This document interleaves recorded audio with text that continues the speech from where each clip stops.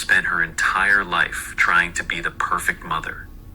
She raised 5 children, worked a successful job from home, and dedicated nearly every spare moment to her family. She never thought of herself as extraordinary. She simply wanted to be kind, generous, slow to judge, and quick to forgive. Now, after years of watching her children build families of their own, she was on her way to something she'd been dreaming about for months: her granddaughter's graduation. It was the first graduation she'd ever get to attend for one of her grandchildren, and she couldn't have been more excited. Monica and her daughter had gone in together on a used car for the graduation. It wasn't brand new, but it was special. It was an almost perfect replica of her granddaughter's first car, the one she'd loved before it finally gave out. Monica smiled every time she looked in the rearview mirror. She's going to lose her mind when she sees it. A few weeks earlier, she'd accidentally totaled her own vehicle after colliding with another car. Thankfully, no one had been seriously hurt, but relying on buses afterward had reminded her just how much freedom came with having your own set of wheels. She picked up her phone through the car's hands-free system and called her daughter. "Baby, I'm on my way. I can't wait to see you guys." "We can't wait to see you either, Mom," her daughter laughed. "How's the car drive?" Monica grinned. Smooth criminal, she's going to love it. Without warning, a sharp pain exploded through her chest.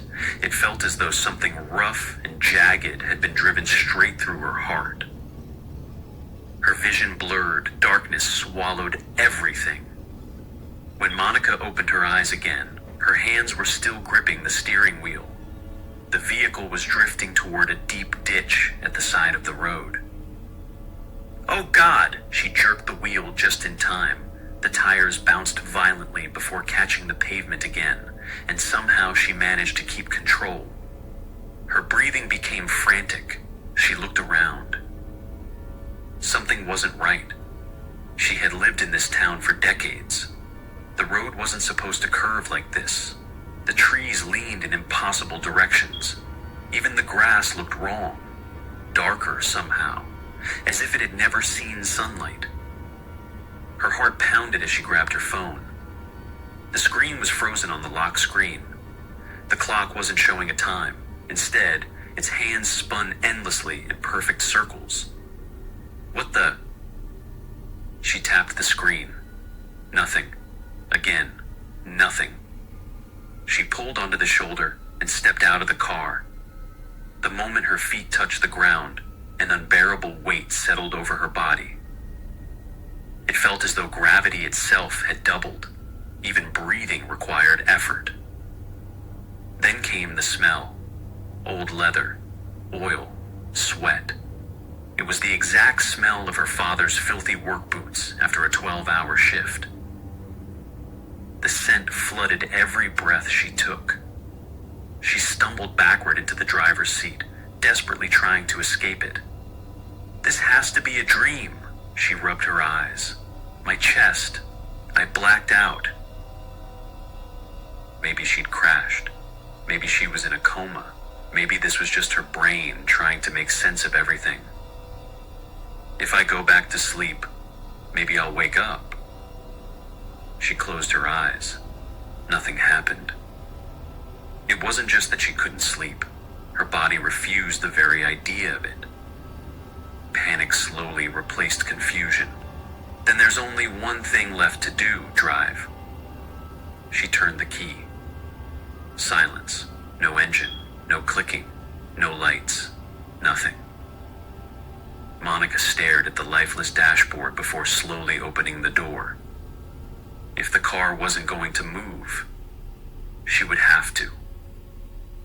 Taking one final breath through the awful scent of her father's work boots, Monica stepped onto the unfamiliar road and unknowingly began the journey that would decide where her soul belonged.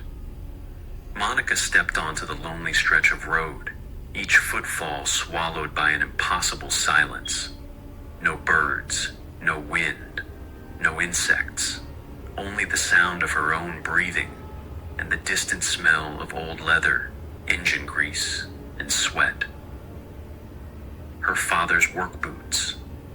The road eventually split into two paths. An ancient wooden sign stood between them. Reflection, the father. The instant Monica looked toward the father, the smell became unbearable. It wrapped around her like invisible hands, dragging forgotten memories to the surface. No, she turned away. Not yet. She chose reflection.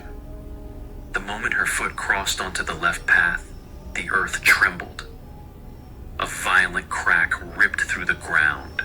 One mirror erupted from the pavement, then another, dozens, hundreds. Towering sheets of polished glass surrounded her until there was no road left to see, only herself. Every mirror reflected Monica, except none of them were quite right. One smiled while she stood perfectly still. Another blinked. A third slowly tilted its head. Monica's stomach tightened. What is this? The reflection nearest her pressed its hand against the glass. Its fingernails yellowed. They lengthened, cracked, sharpened into jagged claws. The mirror rippled like water. The hand slipped through. Cold fingertips brushed her cheek. Monica staggered backward. The reflection laughed, not with joy, with judgment. Every mirror laughed. Their eyes slowly darkened until only endless black remained. Then, the mirrors changed. James, 3 months old, crying. Her twin daughters crying beside him. The sound echoed from every mirror at once. It wasn't loud. It was unbearable. She watched herself rock James. She watched herself sing. She watched herself beg for just one moment of silence. Nothing worked. Then she saw herself gently place James into his crib before collapsing onto the floor. I can't do this. I hate this. I can't take another second. The word struck harder than any blade. No, she whispered. I remember. The memory shattered. Another appeared. She watched herself step outside the house for just a few desperate minutes while her children remained inside. Then another memory. A harsh word spoken in exhaustion. A promise forgotten. A selfish decision. A look of disappointment. Tiny moments. The kind that haunt good people for decades. I wasn't trying to hurt anyone, Monica cried. I love them. The mirrors remained silent. The reflections began changing. Their skin sagged. Their eyes multiplied. Their mouths stretched impossibly wide, endlessly repeating every cruel sentence Monica had ever spoken. Another reflection had no face at all. Another's arms multiplied until hundreds of hands reached desperately toward her. One version looked painfully thin, its body hollow from spending an entire lifetime giving pieces of itself away. Another stared with countless eyes, always afraid someone was judging her. Each reflection wasn't becoming more evil. It was becoming every fear Monica had ever carried about herself. The mirrors trembled. Without warning, the glass beneath Monica's feet melted. The floor became liquid silver. Hands erupted from beneath the surface. Cold fingers wrapped around her ankles, then her knees, then her waist. Every monstrous reflection stepped from its mirror and began pulling her downward. She fought. She screamed. The deeper she sank, the more distorted the creatures became. Their whispers merged into one endless voice. You failed. You weren't enough. You should have done better. You should have been perfect. The liquid climbed to her shoulders, then her neck, then her chin. She looked upward one last time, far above the liquid. Someone reached down toward her. It was Monica. Perfect. Not a wrinkle, not a scar, not a single tear. The perfect mother, the perfect wife, the perfect woman she had spent her entire life trying to become. The perfect Monica smiled. She reached farther. Their fingertips almost touched. Monica froze. Then, she looked into those flawless eyes. For the first time since waking on the road, she smiled, softly, sadly. "I've been chasing you my whole life." The perfect Monica nodded. Monica slowly shook her head. "No." Tears streamed down her face. "You never existed. Instead of reaching to be saved." Monica seized perfection by the wrist. With one desperate pull, she dragged the flawless version of herself into the liquid. The perfect smile vanished. The beautiful face twisted in fear. Then, she disappeared beneath the surface. Everything stopped. The monstrous reflections stared. Their countless eyes softened. Their twisted mouths closed. Their claws relaxed. One by one, the creatures began to resemble ordinary people again. Not monsters, not angels. Just Monica. Every version, every mistake, every sacrifice, every failure, every act of love. The silver liquid became ordinary glass. A single crack spread beneath Monica's feet, then another, then another. The mirrors exploded into thousands of shimmering fragments. Silence returned. Monica stood alone. The endless road stretched before her once again. No mirrors, no monsters, no perfect woman waiting to save her. Only herself. For the first time since arriving on the road, the crushing weight on her chest became just a little lighter, somewhere in the distance. The road continued waiting. Monica continued down the endless road. The silence after the mirror mile felt almost peaceful. Almost. The trees on either side of the road stood impossibly still, their branches tangled together like thousands of skeletal fingers reaching toward the sky. Every now and then she caught movement between the trunks, something watching, something waiting. She slowed. What if there's another road through there? She took one step toward the forest before a feeling deeper than instinct settled over her. Don't leave the road. She didn't know how she knew. She simply turned back and kept walking.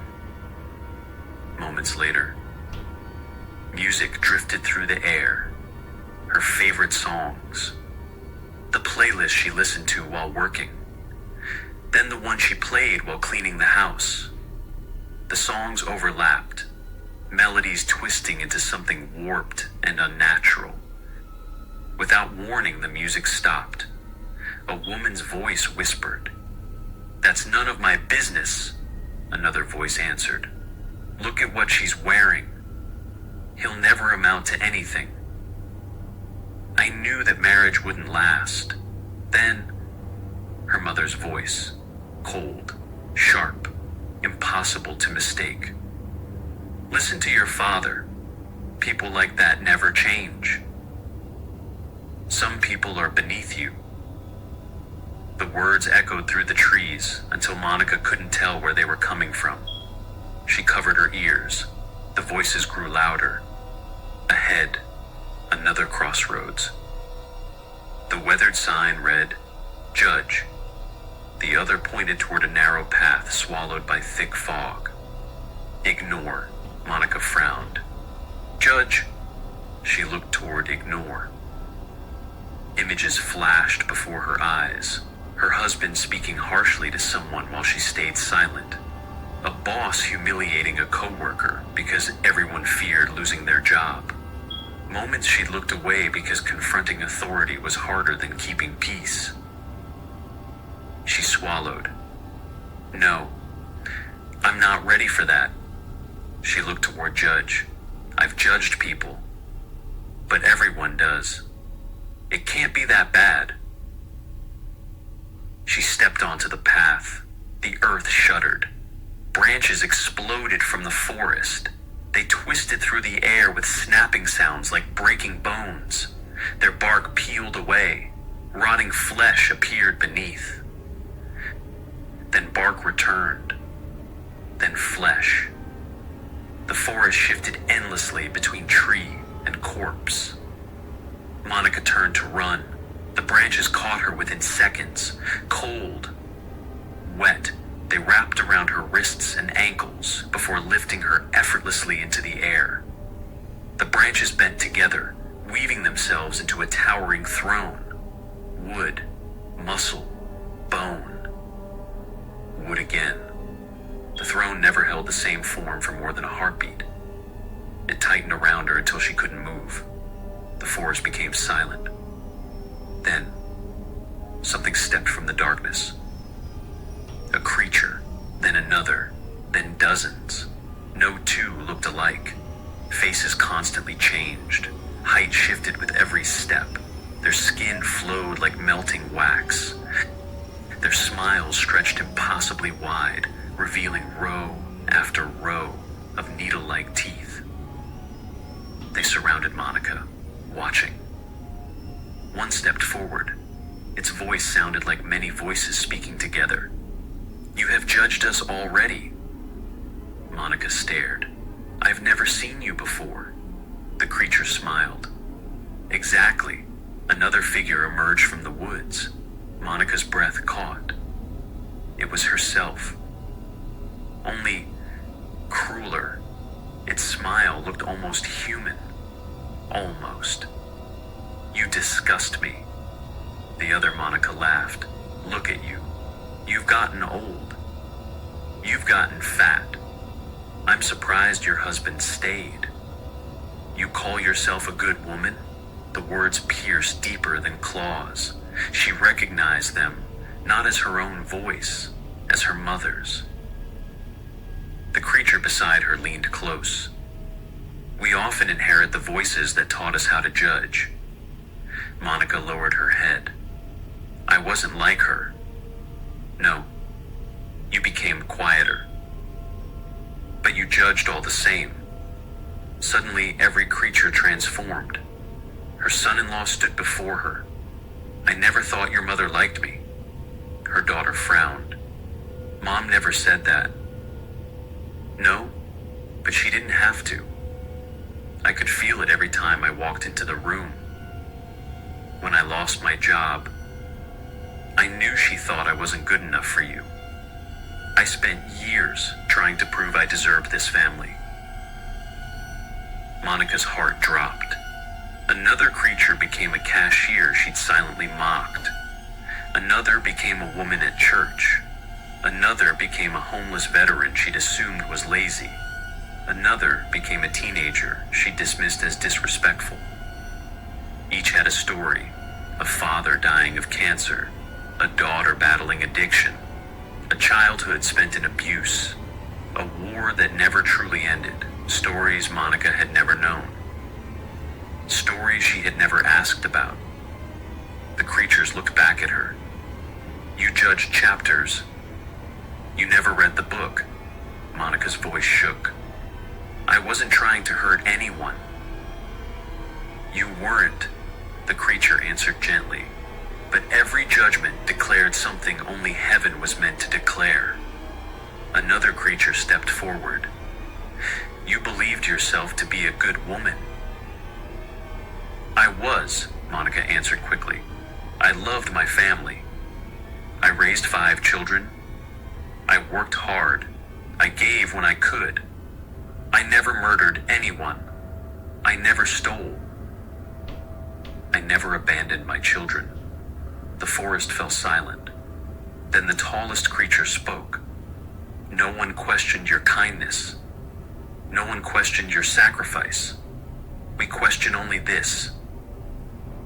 It leaned until its countless eyes filled Monica's vision.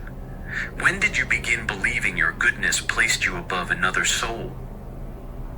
Monica had no answer. The creature continued. The thief chose to steal. The murderer chose violence. The liar chose deceit. Those were their choices. But judgment, its voice deepened until the entire forest shook. Judgment was never yours to choose. It belongs only to the one who knows every wound, the one who witnessed every unseen tear, the one who knows every heart. The creatures knelt, not before Monica, but toward the sky hidden behind the trees. One whispered, "Do not judge." Another finished, "For every soul has sinned." A low hiss interrupted the silence. The cruel version of Monica smiled. No. She still believes she's different. Its body cracked, bones twisted, skin split apart, scales burst through flesh. Within moments, an enormous black serpent towered above the forest. Its eyes burned with pride. It lowered its head toward Monica. "You deserve punishment." Monica closed her eyes. "If that is what God decides." The serpent laughed, a terrible, ancient laugh. "It isn't his judgment." The snake's grin widened. "It is mine." It lunged. A blinding bolt of white lightning ripped through the heavens. The serpent froze. Its body ignited from within. It screamed as its scales turned to ash and scattered across the road. Instantly, the branches released Monica. The throne collapsed into ordinary wood. The forest grew quiet. One by one, the creatures turned and walked back into the trees. Their monstrous forms faded with every step. The twisted faces became ordinary. The endless teeth disappeared. They had never been monsters, only messengers. "Wait." They stopped. Monica looked at them with tears in her eyes. "I'm sorry. I judged you before I knew your story. I thought different meant dangerous. I thought I understood people after only seeing a single moment of their lives." She lowered her head.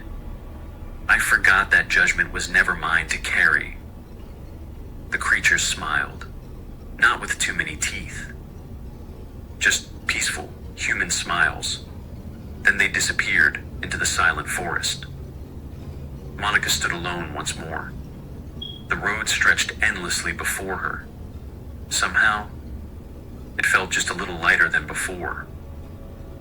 The road stretched endlessly before Monica, until, at last, it split one final time. Unlike the other crossroads, this one offered no mystery. Two weathered signs stood side by side. Forgiveness. Walk this path, and your soul will stand before judgment. The second sign read, Retry. Lay down this life. Begin another. Carry every lesson, but none of the memories. Monica stood frozen. A new life. A second chance. No pain, no regrets, no fear. She looked toward forgiveness. If judgment awaited beyond that road, there was a chance she would never see her family again. The thought hollowed her chest. She had spent her entire life loving them. What was heaven without them? But another thought quietly answered. She had spent this entire journey chasing truth instead of perfection. Why stop now? She smiled through her tears. If I spend eternity anywhere, I want it to be as the woman I truly became. Not the woman she wished she had been. She stepped onto the path of forgiveness. The air changed. The road ended. 3 figures waited beneath a sky that seemed to have no beginning and no end.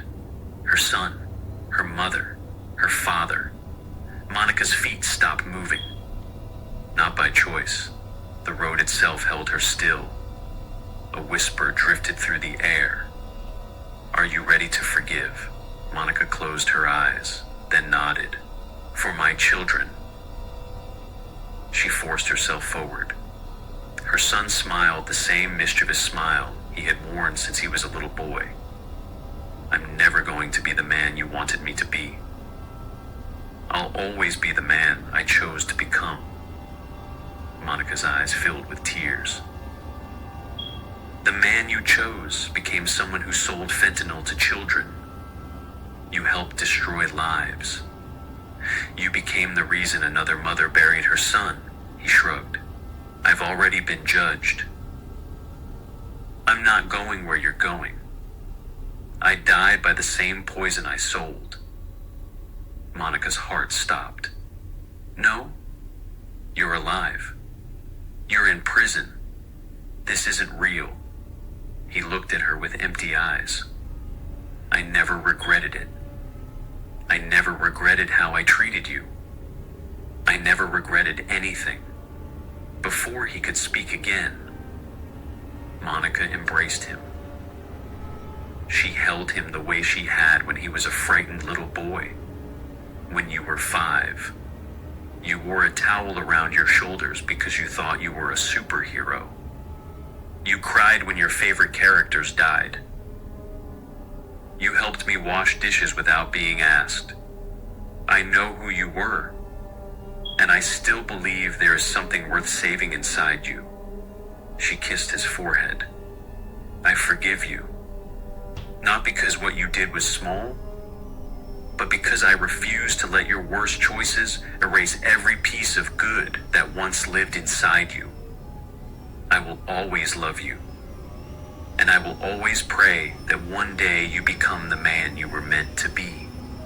The figure smiled, then dissolved into light. The weight on Monica's shoulders became lighter. She turned toward her mother. Her mother rushed forward, wrapping her in an embrace. Monica remained still. Baby, her mother whispered. Monica slowly spoke. I've spent my whole life blaming you. I thought you created every wound inside me. She looked toward her father. I blamed you for my obsession with perfection. I blamed you for my judgment. I blamed you for becoming someone who always believed she had to earn love. She looked back into her mother's eyes. But those choices, they became mine. I don't understand everything you lived through. I don't know every fear you carried. I don't know why you stayed. I wish I did. I still believe you failed us. I still believe you should have protected us. Her voice trembled. But I also know I never knew your entire story. I forgive you. Not because everything is forgotten, but because I no longer want my heart chained to yesterday. For the first time, her mother cried. She embraced Monica again. This time, Monica embraced her back. Her mother faded like morning mist. Only one figure remained. Her father. He smiled. A smile that never reached his eyes. As he stepped closer, his face began changing. His skin darkened, his jaw stretched. Something beneath his flesh moved, as though another creature lived inside him. His eyes, those eyes, they weren't human anymore. They looked like endless pits where light itself had gone to die. Baby doll, his voice smelled of whiskey. Come here. His arm stretched across the impossible distance, growing longer than any human arm should. The hand wrapped around Monica's wrist and jerked her forward. She raised her hand and struck him across the face with everything she had. The crack echoed across the empty road. He laughed, loudly, cruelly. "Aw, you hit harder than your sister." Something inside Monica shattered. You don't get to speak about her. You don't get to think about her. You lost that right. The laughter stopped. For the first time, his smile faltered. Monica stepped closer. You are the most evil man I have ever known. I won't pretend otherwise. What you did to my sister, what you did to this family, was evil. She took another step. But I'm not forgiving you to make you feel better. I'm not forgiving you because you deserve it. I'm forgiving you because I refuse to carry you with me any longer. You don't get another day inside my heart. You don't get another night inside my mind. You don't get my future. She looked at him with tears in her eyes. I hope that wherever your soul now walks, you are finally forced to see every life you shattered. I hope one day you understand what you did. I hope one day you choose to become something different. That choice is no longer mine. All I can do is pray for you. The darkness beneath his skin cracked. Light spilled through the fractures. His body turned to smoke. Then, he was gone. The road became silent once more. The sky brightened. The crushing weight Monica had carried since awakening on the road vanished completely. She looked ahead. The final stretch of the journey waited. Whatever stood beyond it, she was finally ready to meet it.